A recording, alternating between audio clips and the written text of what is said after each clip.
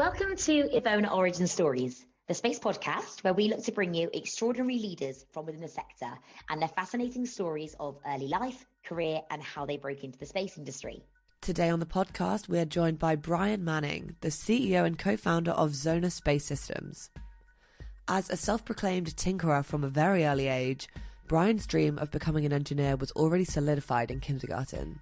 We discussed the influence of his family's plumbing business in his early life and how he took his hands-on skills from Lego to real tools as he discovered his passions for hardware and building. Since then, he has worked on some incredible and very diverse projects that have shaped both his outlook on the space sector and his place within it today. He worked for huge industry names like SpaceX before founding Xona Space Systems, who are an amazing company developing the most accurate and secure real-time PNT service on the planet.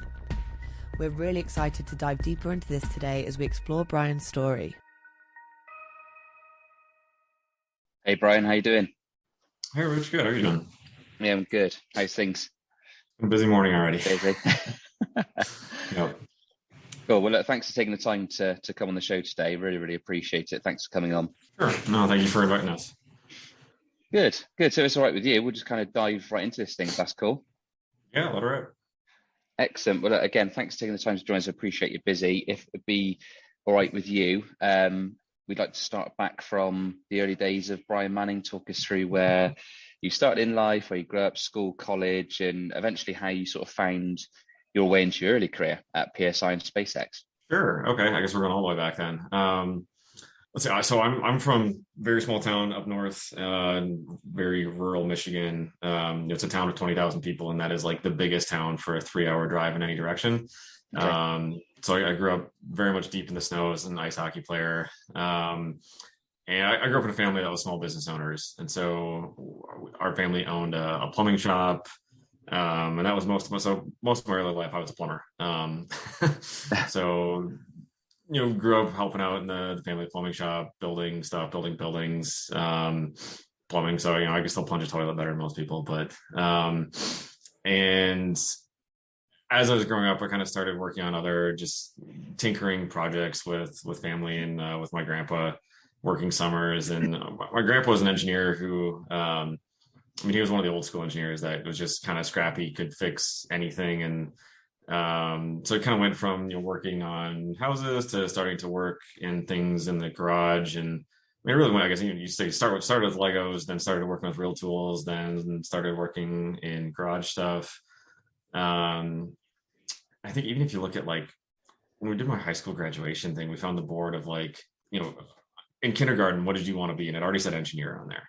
So I think I've been a tinkerer like my entire life. And like I just expanded from Legos to wrenches to garage stuff. And I've always had kind of, I would say, a passion for building cars and motorcycles and things like that. And that just kind of kept expanding. And so I went off to school for engineering, then worked on a whole lot of wacky stuff along the line. So I've had internships working on everything from muon catalyzed fusion to nuclear rockets to hiking around Colorado, working on snow measuring stations. And I've seen a lot of different cool stuff, but everything kind of kept coming back to like I have a passion for hardware and building things that do things.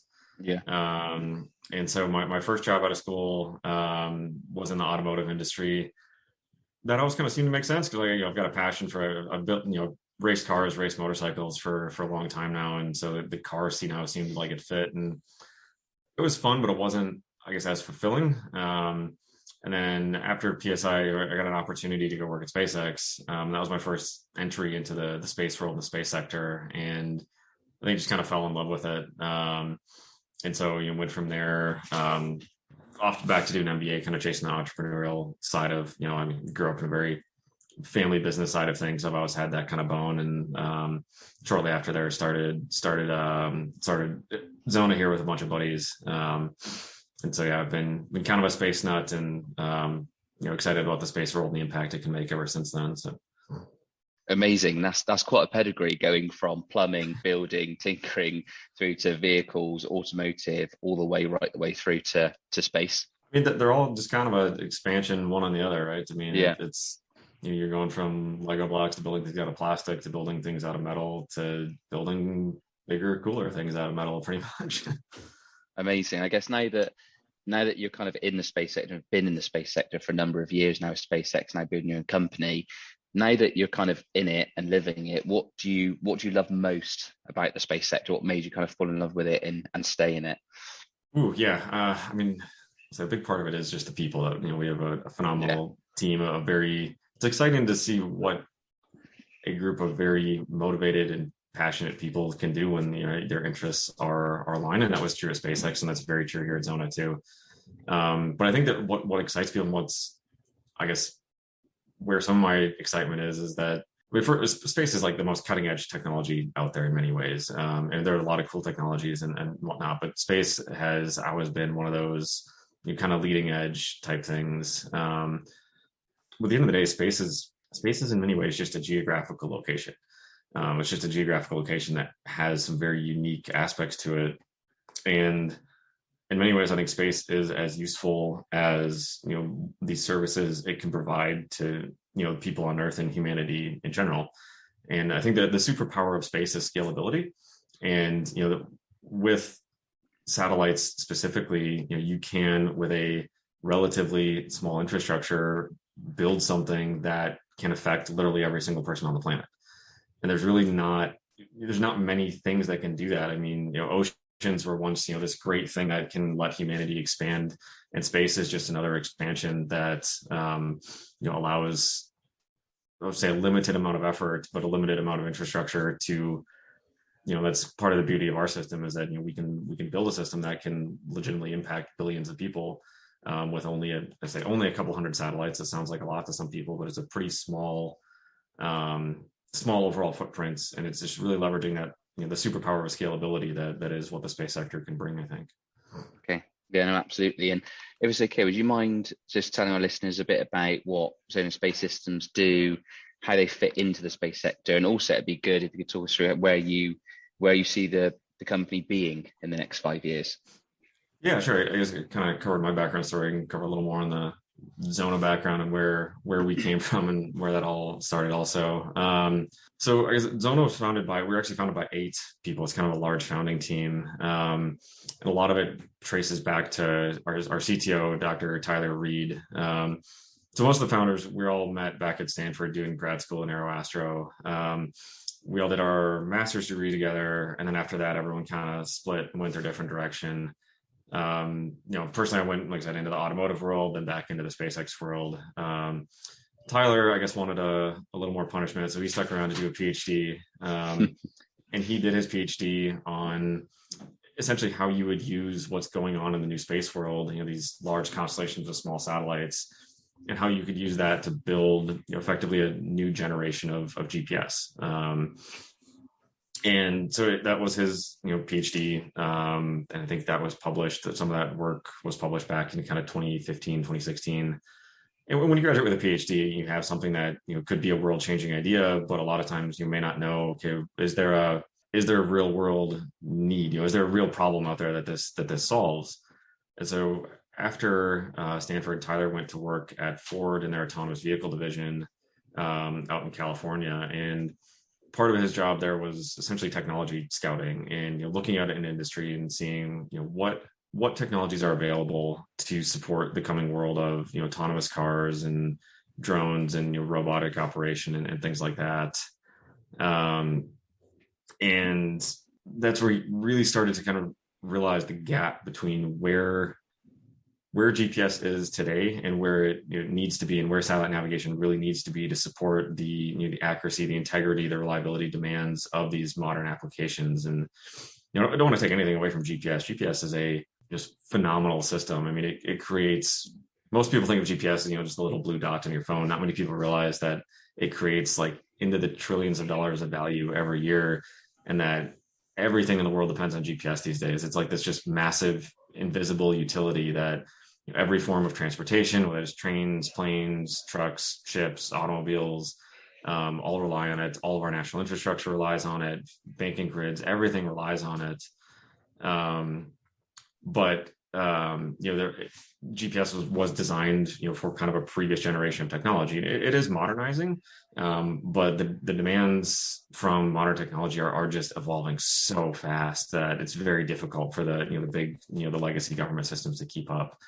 And so that's what, where Tyler was kind of recognizing this gap. And that's where he kind of started to put the pieces together and say, okay, with what's going on in the new space era, we believe we can use a lot of this kind of technology that's been being developed in this ecosystem of small satellites and lower cost launch to develop a new effectively super GPS system is kind of the best way to think of it, specifically designed to support autonomous vehicles and drones, robotics, and all these applications by providing extremely high accuracy, extremely high integrity, taking lessons from military security, lessons from civil aviation safety, even lessons from like precision agriculture and really high accuracy, and putting this all together into kind of this super system.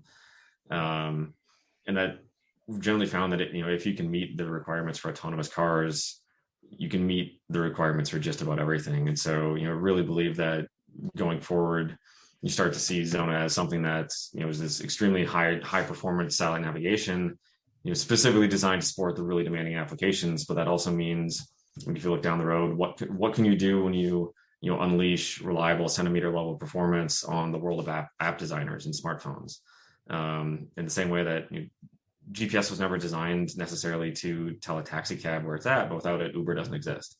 And so what can you do when you start to give, the world this much better capability that I think we're still really just even seeing the tip of the iceberg as to what really reliable, high accuracy navigation can do for the world. Amazing. Excellent. No, thanks for sharing that. And the next one I actually want to talk about is kind of linked around talent and actually finding people to sustain the space sector. And one of the biggest, I guess, sort of motivations for us actually starting this whole podcast is to try to make space accessible for everyone. One of the hot topics now across the industry is the constant battle for good talent. So what we've been doing to kind of try and play our small part is things like this podcast. We're all registered STEM ambassadors, but we want to try and impact change at a much younger age across STEM and STEAM to make sure we're sustaining that sort of growth in years to come. We don't just run out of people to actually keep the industry going. So what do you feel we should be doing differently across the industry and at sort of STEM level and sort of younger generation to try and impact that change now and for future generations? Yeah, I think there's a couple of things. I mean, one of them is kind of like I mentioned earlier, just connecting space to Earth. And I think I remember the Super Bowl commercials last year that there was a lot of ones kind of putting some heat on the space sector of saying like, oh, all these billionaires are just wasting their money, like the sales on these rockets and toys and things like that in space. And I think we really have to connect space to Earth and say, space has this kind of holier than thou look to it, but really what it's here for and what's useful for it is what are the services it can provide to Earth. And can you use space to provide internet and connectivity to all the people that aren't connected in the world? Can you use it to make, bring the benefits of autonomous vehicles and make them safer and, enable them to expand into snowy areas and rainy areas and, areas where human drivers can't go or aren't safe enough to go? And what else can you use space for that can really make big impacts here on Earth and use that kind of, again, the superpowers of space and that scalability and connecting the space segment to the real value that it can create and the benefits that it can bring humanity on Earth. I think the other aspect is just kind of humanizing it. And if you look at the Apollo era, you always think of like the people that designed the Saturn V are just like, they're not like you and me, right? They're different. They think on a different level. They work on a different level. Like, the astronauts back then, they're not, they're almost like unhuman. They're just these unbelievable kind of, godlike creatures. But when you dig into it, I mean, you've been working inside SpaceX, working on satellites here. Every wire's got two ends. Every bolt turns left or right. I mean, at the end of the day, it's not that different from, say, automotive. It's not that different from a lot of other things. I mean, there's stricter requirements, there's other considerations, there's other things you have to take into account, but they're all learnable. And once you break it down to its core components, a rocket is metal and wires and silicon and fuel in many ways. And it's the same way that if you break a car down to its components, that someone put every bolt in that thing, and someone put every bolt in that rocket. And so I think anyone who's afraid of the space or concerned that they're not maybe not good enough or up to the challenge or haven't learned enough in school, I don't think that's true. You just got to dig in and dive in and go. And there's a lot of really good, really sharp people that you can learn from already out there. And I think that's the best way to learn, is just get involved and go with it. No, absolutely. I think humanizing it and making it relatable were the things that really stand out to me there. I think a part of our onboarding here at EVONA when we hire people is that they enroll to become a STEM ambassador. So need to participate or actually run a STEM event to do this kind of stuff and to educate the younger generation. But I think the biggest piece there you mentioned is to make it relatable, because if you start going and talking to kids about rockets and space systems, all that kind of stuff, is actually what can I use or what can I utilize to talk about to make it relatable to that person. So things like cars, exactly like you said there, Matt, saying that it's not that different, it's accessible for everyone. So yeah, couldn't agree more. And that kind of leads us on to the next thing around failures and achievements, or lessons learned, shall I say. So I think we're kind of talking about the young generation now, but with like the various social media platforms that you see, people always see the kind of the highlight reels of success and achievements and sort of like the end goal. They don't see the sacrifice and the grind leading to that. So I guess throughout your life career, what would you consider so far as your biggest lesson learned? And what did you learn from that failure? And on the other side of that fence, what would you consider so far your biggest achievement career to date? So I would say one of the biggest career failures personally was chasing a paycheck. And a big part of the reason that I took the first job wasn't because I was necessarily, it was automotive. It did seem like it had some alignments, but it was also numerically the best offer I had. And I think I put a lot of weight on that. And I put a lot more value on dollar signs than I did on value of life and enjoyment, and I guess the just kind of fulfillment you get out of being happy and enjoying what you're doing and feeling a real connection and with what you're doing in life. And I think I learned that lesson perhaps the hard way.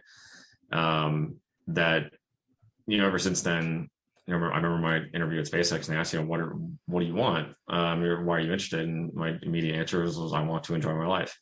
And I want to feel like what I'm doing is really making a big difference. And I think that's very much been pursuing that, through the SpaceX career, and very much with Xona now as well.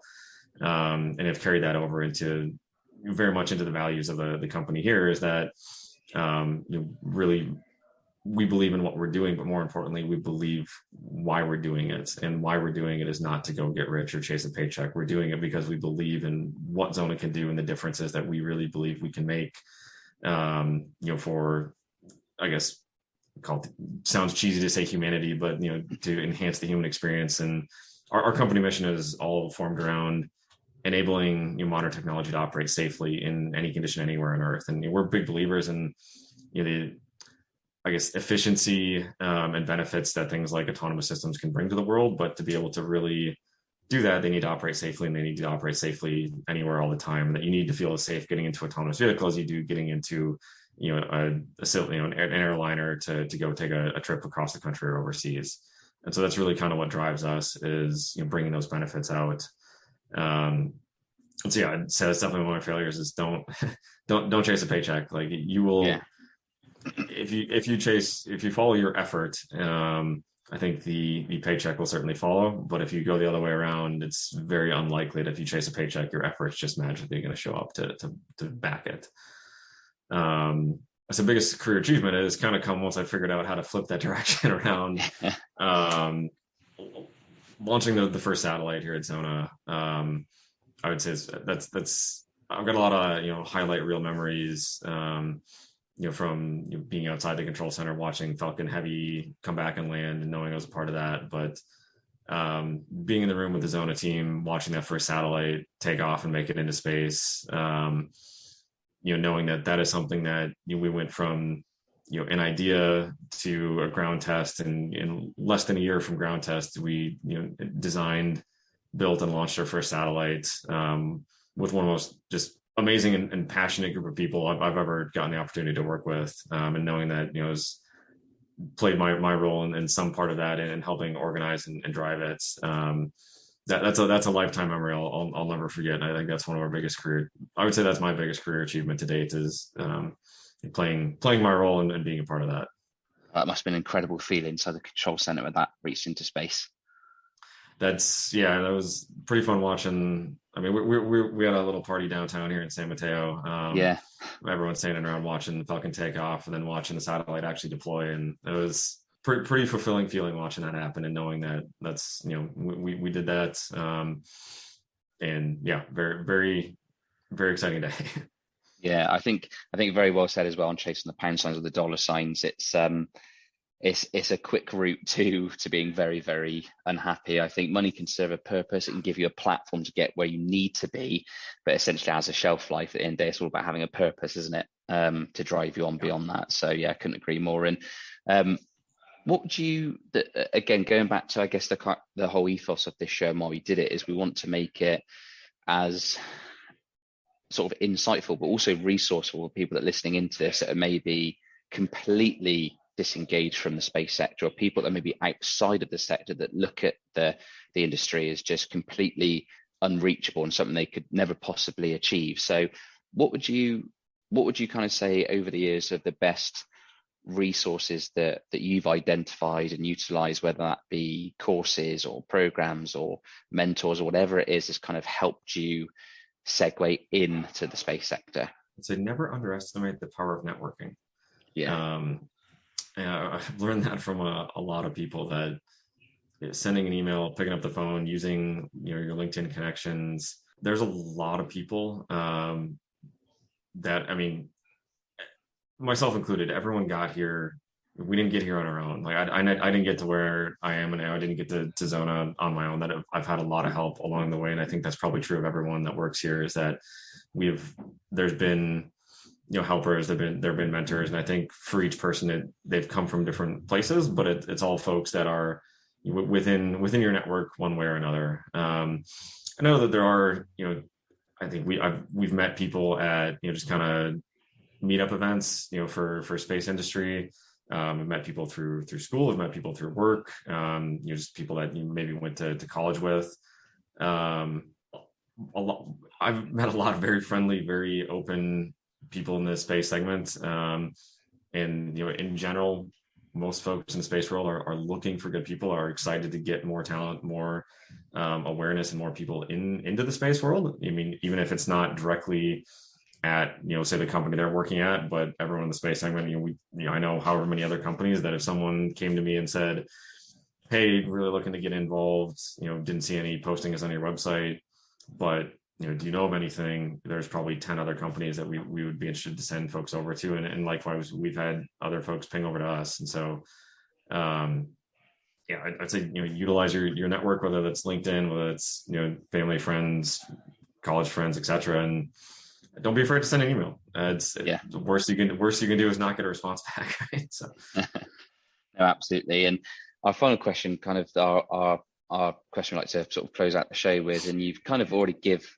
some touches of gold here, but for that person again that I was referring to, that, and they could be anyone, it doesn't have to be an engineer, it could be someone in sales or marketing or program management, supply chain, whatever it is. If someone is outside of the industry looking in at us now and wanting to get into the space sector, but they feel like it's a bridge too far, it's not accessible, they think it's all astronauts and rockets, what advice would you give for that person or anyone looking to enter into the space sector in 2022 and beyond? Yeah, for sure. I would say look at the small companies. The big companies, I mean, so SpaceX was a great place to work. I learned a lot there. That being said, it's very competitive, that they have thousands and thousands of applications, and so sometimes it's possible that your application would be, it's tough to come to the top of the stack, and that's no fault of the recruiters there or anything. It's just there's a lot of folks there where smaller companies, if you're reaching out directly, there's a lot of great companies that you can learn a hell of a lot from very fast, and that are really looking for good people. And a lot of these small companies, even like Xona, are places where you can a single person's impact can be massive, that you can help drive the entire direction of the company and own, I mean, anything from an entire component to an entire system on a satellite or a rocket or whatnot. I think it's easy to be attracted to just the big names, but it's definitely worth it to, if you're sending an email out and looking at the smaller companies, you may not have as much recruiting power, but that also means that we may only have a limited number of applicants for a certain role, so it's much more likely to I guess have your name come to the top of the pile, for example, or at least start to crack in and have conversations with the smaller companies. And once you're in, you have the opportunity to go in many different kind of directions from there. But it's if nothing else, a way to get in the door. And again, from us, that's as the smaller companies, we hope if someone gets in the door with us, that's our job to retain them and keep them excited and sticking around long term. And I do think there's a lot that the smaller space companies have to offer, and just a lot of excitement. And like I said, there's something to be said for being part of a really small, passionate team that's all driving the same direction. And so, certainly worth looking at the larger companies, but don't ignore the smaller ones and take a look around and see that there's a lot of great companies out there doing a lot of exciting things. Some of them are just a little bit more under the radar. Absolutely, couldn't agree more. Excellent. Well, that concludes our show. Brian, thanks ever so much for taking the time to come on today. Really, really appreciate it. It's been great having you on. We'll speak to you again in the future. Awesome. Thanks so much for your time, Rich. Excellent. Thanks, Brian.